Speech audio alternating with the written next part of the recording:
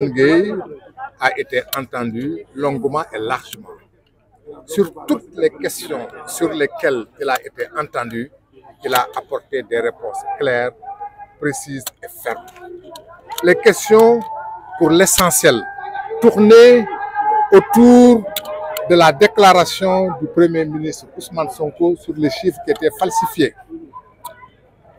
Bougane Gueye Dany a démontré que ce sont les chiffres de Ousmane Sonko qui n'étaient pas bons et que les chiffres de Ousmane Sonko contredisaient les chiffres de la Cour des comptes, contredisaient la déclaration du représentant résident du Fonds monétaire et que tous les chiffres qui ont été publiés par le gouvernement précédent sont des chiffres qui sont produits par ses propres collaborateurs. Aujourd'hui, directeur de cabinet, aujourd'hui, ministre des Finances, ce sont ces fonctionnaires qui ont fait ces chiffres. Et Bougane Gueye Dany n'a fait que le rappeler. Et c'est pour cette raison, et seulement pour cette raison, qu'il a été interrogé. Et ce sont les seules réponses qu'il a apportées. Et le faisant, il l'a fait avec beaucoup de clarté. Et puisqu'il a tout fait avec beaucoup de clarté, l'arrêter aujourd'hui, l'interpeller, le garder à vue, c'est l'expression d'une violence ultime d'État. J'allais dire, comme il l'a dit lui-même, c'est la peur du président Sonko de regarder ses adversaires les yeux dans les yeux, de les regarder en face et de les affronter loyalement, dignement.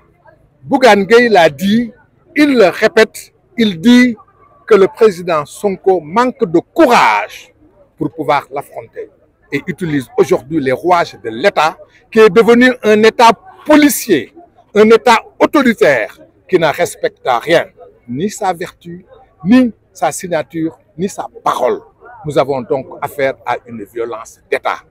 Bougane Gueye Dany n'a rien fait. Il ne mérite pas d'avoir été entendu. Il ne mérite pas d'être gardé. Il ne mérite qu'une seule chose, recouvrer sa liberté, aller aux élections législatives et espérer battre le tandem Sonko et ses acolytes. Voilà ce que on pouvait dire en français. Alors, là également, c'est totalement bizarre. Il a été interrogé sur la diffamation et sur beaucoup d'autres choses, mais en dernière analyse, on lui reproche une diffusion de fausses nouvelles. Et on ne sait pas quelle est la nouvelle fausse qui a été diffusée. Parce que de tout ce que Bougane Gueye Dany a dit, il n'y a absolument aucune fausse nouvelle. On était là, on a entendu les questions, on les a écoutées, entendues, on a entendu ses réponses. De ces réponses, il ne résulte absolument aucun indice d'une quelconque diffusion de fausses nouvelles. Mais bon, un État qui est devenu un État policier, qui ne respecte ni la démocratie, ni les droits de l'homme, ni rien du tout, peut inventer demain n'importe quoi. J'allais dire, nous sommes tous aujourd'hui en liberté provisoire. Et pour l'injure? Non, ça n'a pas été retenu. waaw ci olof ci lu gàtt li fi xew tey ñaawteef mënu ko weesu. Premier ministre Ousmane Sonko ba muy wax d'ailleurs li Bougane wax kenn xamul ndegam premier ministre moo wax wala ndegam politicien moo wax ndax premier ministre Sénégal taxaw Sénégal gépp di ko dégg amul sañ-sañ taxaw ne président Macky Sall dafa fen.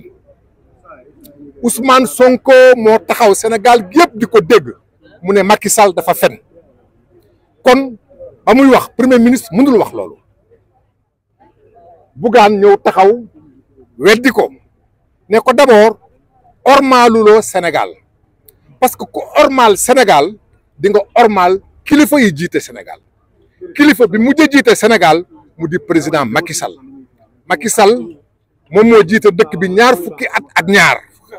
fukki at ak ñaar respecté ko mooy nga ormal ko ñàkk ko ormal mooy nga taxaw ñu lay dégg nga ni Macky Sall dafay fen. loolu la Bougane ne loolu dañ koy naqarlu benn. ba pare moom ci boppam mu ne Macky Sall lépp lu mu waxoon ci li nga xam moom la lim bu ñu xaymaa fu koom-koomu réew mi toll ñu lim ko mu ne lim boobu ay kàcc la. Bougane Gueye ne ko mënul nekk ay kàcc ndax lim boobu ak xayma bi ñi ko def moo ñu ànd ak yow ce ministre des finances Cheikh Diba moo àndoon démb ak ministre Moustapha Ba ce directeur de cabinet moo nekkoon démb directeur banque centrale ce fonctionnaire yi nga àndal yëpp lim bi ñu génne ñoom ñoo ko génnee te loolu ñu xayma wax ko Cour des comptes daf ko dëggal kon la nga wax loolu nekkul Bougane loolu rek la wax la nga xam ne bi moom la Ousmane Sonko wax ne lii mooy xayma réew mi Bougane Gueye Dany nee na lu Cour des comptes wax bokkul te ñi ko bind mooy ñi ànd ak moom kon wax ji fu mu dëngee nañ ko xoolaat loolu da la wax loolu nag la ñu wax ne ay xibaar la yoo xam ne bi day indi tuuma ci réew mi day indi musiba ci réew mi mu ne leen moom Bougane Gueye Dany mu ne xibaar yooyu du maa ko joxe Ousmane Sonko moo joxe xibaar yoo xam ne yu wuute ak xibaar yi nga xam ne bi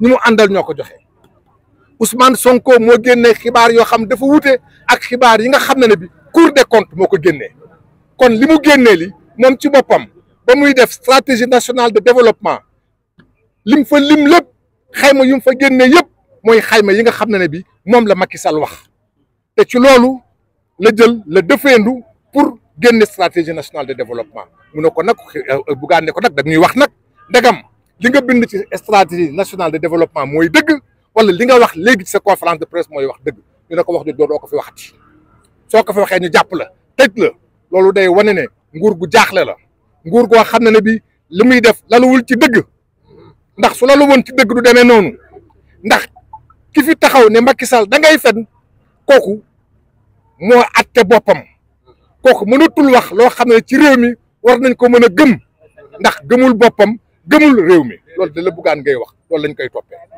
Voilà merci. defe naa ni wax ji ferenkulaayu na ndax